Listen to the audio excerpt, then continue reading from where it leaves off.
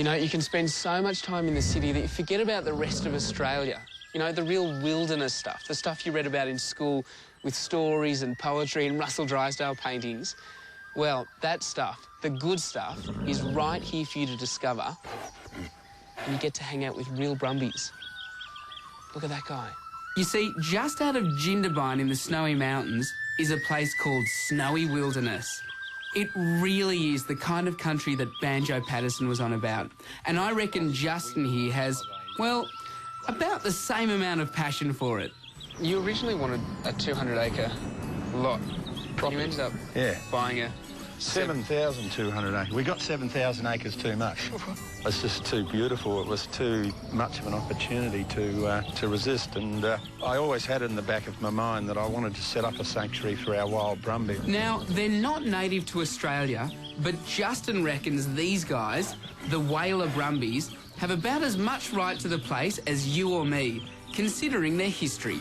The Whalers actually descend from horses that came out in the first fleet, as a matter of fact, and the name Whaler comes from New South Wales. We actually bred them further to as light cavalry horses to go to the Boer War and the First World War. Right, so they're heroes. They're heroes. And being private land rather than national park, they're welcome to run free. And they're not the only ones. This is incredible quad biking country with lots of natural and man-made features to play around with.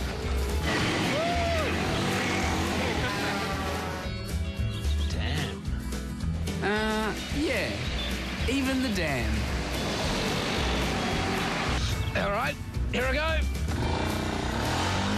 Ah! What did you reckon I meant? Yes!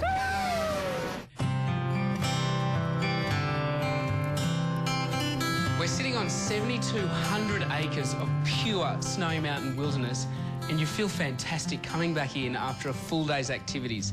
Now, yes, you can do things like the quad biking and the Brumby spotting, but you can also go camping, bushwalking, they've got fly fishing, horseback riding. Listen to this, the place is so big, you can go horseback riding for 5 days without crossing the same trail twice. True story, Justin told me. And this is the kind of place where spinning yarns is the perfect way to pass the time. With comfy rooms like these 3 in the homestead, or the cottage out in the bush with the Brumbies, you'll probably want to take your time here. A weekend is good, but longer is even better. Especially if the trout don't get around to biting straight away. But if you've got an appetite, then there's one activity you can't miss. And that's enjoying a pretty sensational feed when Justin puts on the camp oven.